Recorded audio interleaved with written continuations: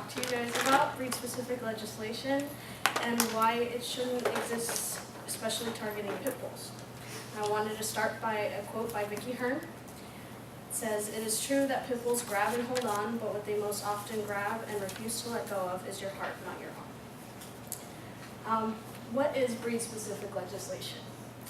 Breed-specific legislation is a ban on specific breeds, mainly pit bulls, from a local standpoint, and they name breeds as vicious or societal threats, and they are illegal to own in some counties that enforce this law.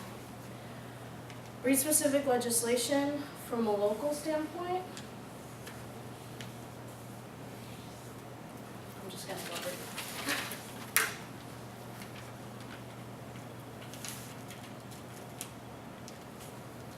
From a local standpoint, in my county, in Maricopa County in Phoenix, Arizona, you're not allowed to have a pit bull, otherwise you get it taken away and sent to the pound and it's killed. Usually California also does this, and parts of Maryland, and there's numerous counties all over the country that enforce this law, and I think it's not something really good to have. But Oregon has no breed ordinances. Go Oregon! They're very liberal on a lot of standpoints, as we all know. And they also are really good to recognize that it's not the breed, it's the owners. Oh, insurance companies. They're very breed specific as well. Most of them are. Some that won't insure you if you have a specific breed of dog are Liberty Mutual, Safeco, and Nationwide. They all carry restricted breed lists. State Farm doesn't. Let's see. They recognize that there are rotten apples in every barrel. Customers are supposed to fill out a pet evaluation if they do own a dog, just to see if the dog is at risk or not.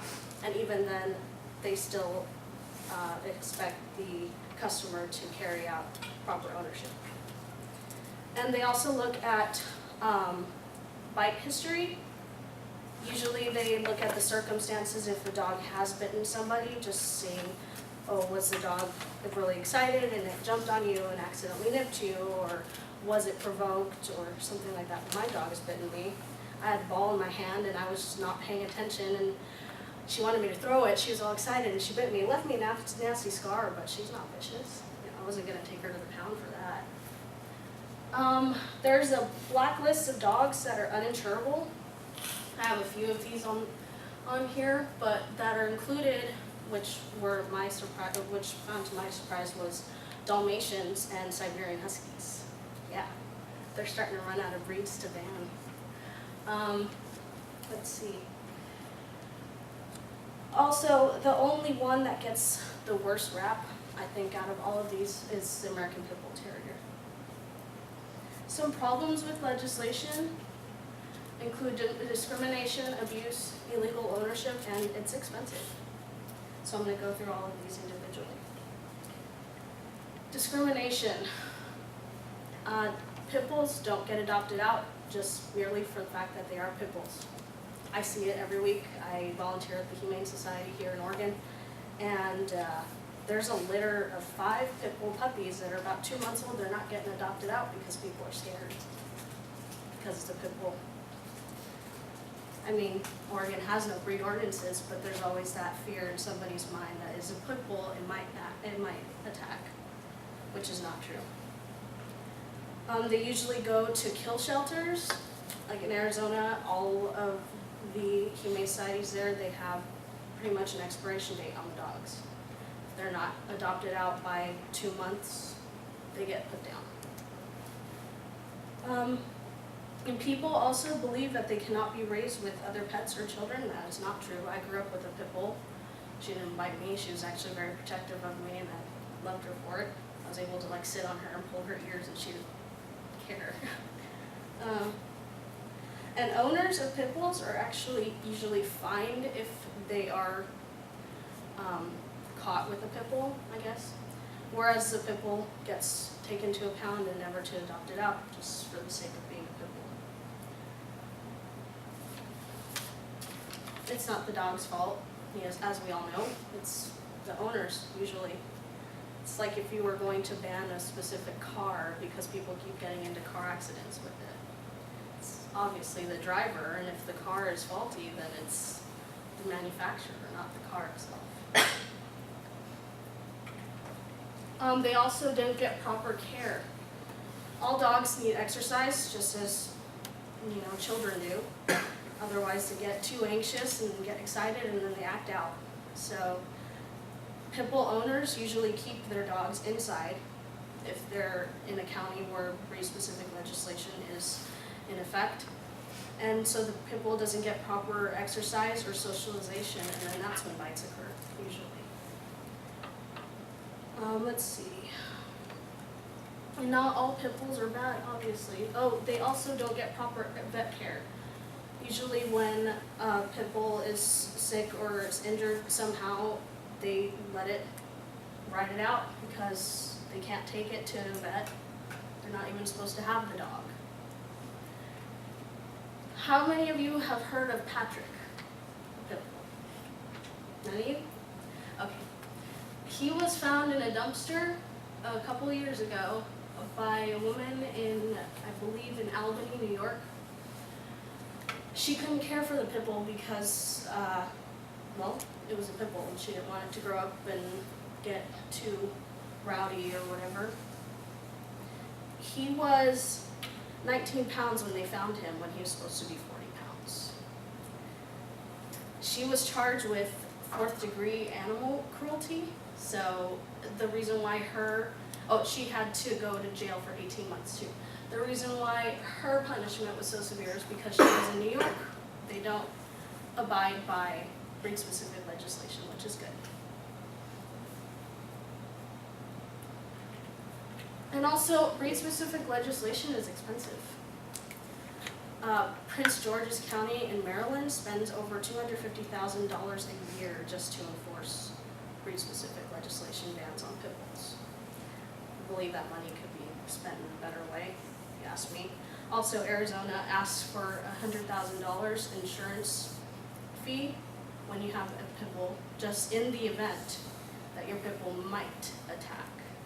So it's not even something that your pit bull is already known to attacking. No, this is in case it does. And that's only when people actually register their dogs. Many people don't register their dogs. How is it that you have to register in order to own a pet? No, something that should be making you happy. And here are some good news. Actions to end breed-specific legislation. Just recently, on February 21st of this year, Ohio banned all breed-specific legislation laws. New York, Texas, and Illinois don't follow breed-specific legislation because they recognize that it's not the breed of a dog. It's usually an individual dog that's being cared for improperly by somebody who doesn't know how to even take care of themselves, pretty much. And usually, when a dog is outlawed, it seems to attract more outlaws.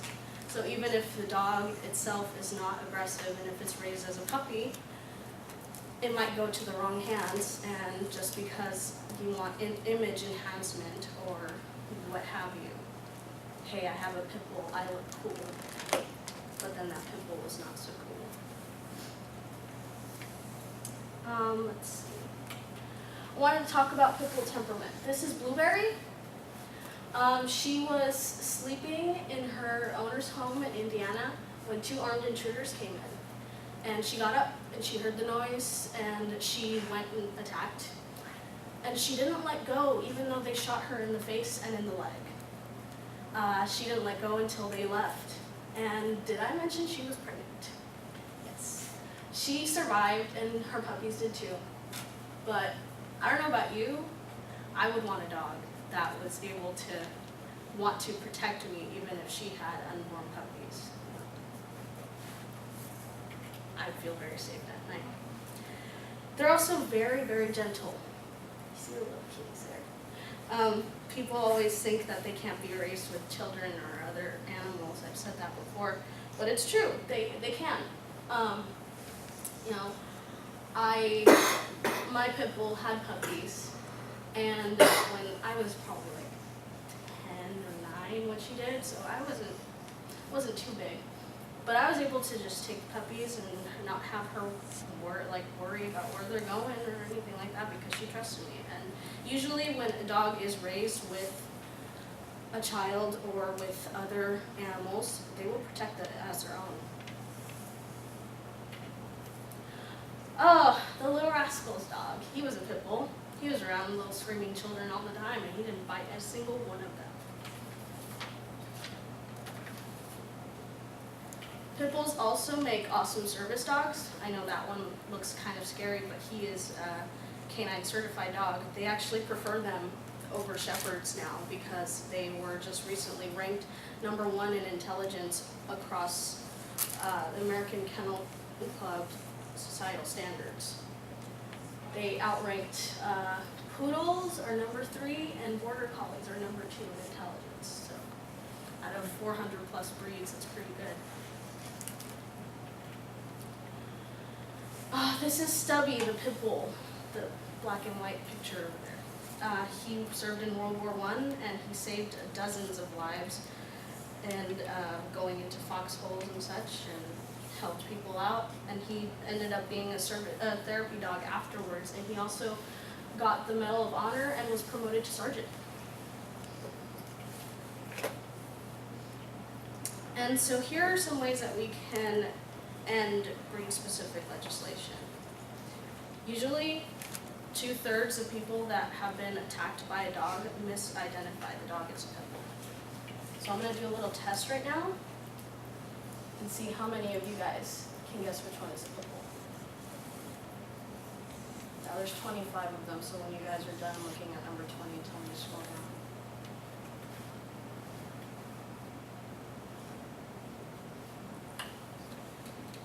Guys, scroll down. Now somebody brave, tell me which one is the pit bull. Yeah? Are none of those a purebred pit bull? No, there is one that is a purebred pit bull. None of these dogs are mixed breeds. They're all purebred. Yeah? I want to say 3 or 15. 3 or 15, you said? That's number 3. Not a pit bull. Definitely not a pit bull. Yep. Is it 13? Nope. Is it 2? Nope. How many of you guys give up? Is it 24? 24? 17? No. Ugh. 17, you said? Nope. It was number 16, guys. All of those dogs that you guys picked out were all misidentified as pit bulls when in attack. What's number 1? Wow. Mm-hmm.